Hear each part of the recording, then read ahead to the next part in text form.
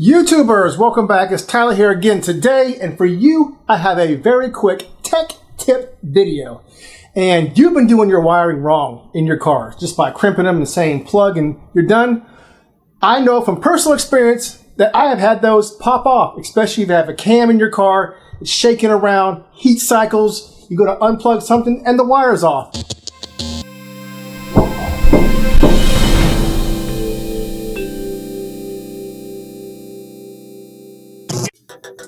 Okay, so this is how most of y'all probably do your wiring. You will first strip the wire. Wrong one, go to the right side, you'll strip it. Get it stripped, right? Kind of turn this just a little bit so the frayed ends don't come out on you. And then you will take your connection that you got from Advanced Auto Parts. You'll feed it through.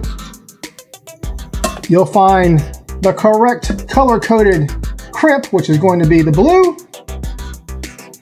And then you will do this, right? Crimp it. Make sure it's crimped good.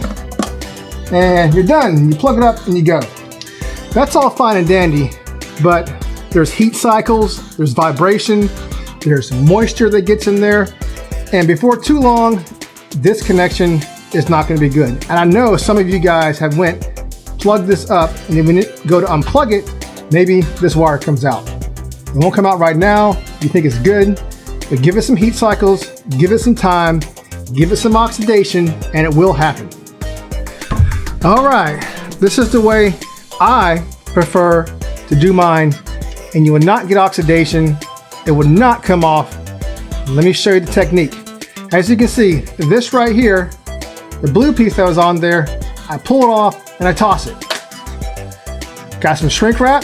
First, I'm gonna put the shrink wrap on and put it back around here to get it away from the heat.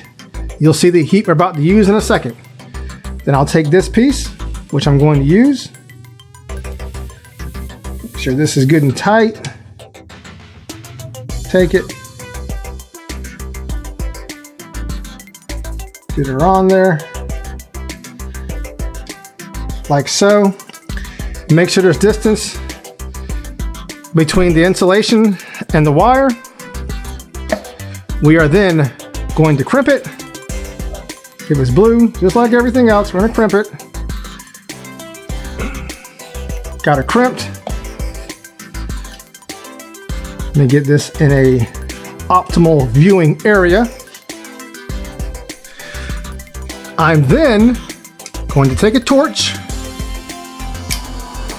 and I'm going to heat it up.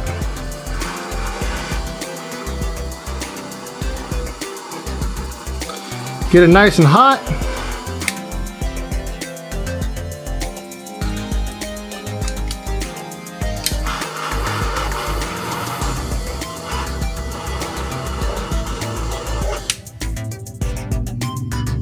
There we go. And we're also going to solder it on there. That just doesn't give you a mechanical connection, it gives you a chemical connection, and the shrink wrap is going to be our insulation. When you give it sufficient time to cool, if this is shrink wrap, heat will make it shrink. Give it sufficient time to cool, pull your shrink wrap over the soldered area, like so. Take your torch, do it right on your carburetor where fuel is. Don't do that, but I think we're okay. And there you go. We now have a chemical connection, we have a mechanical connection, and we also have insulation on the shrink wrap. Guaranteed, no oxidation will get in there, and this will not come off. And that's it. That's the video. That is my quick tech video. Hope you guys enjoyed it. Don't forget to subscribe. If I think of any more quick tech videos like this, I will do them. No fluff, right to the point. See you guys later. Happy wrenching. Peace.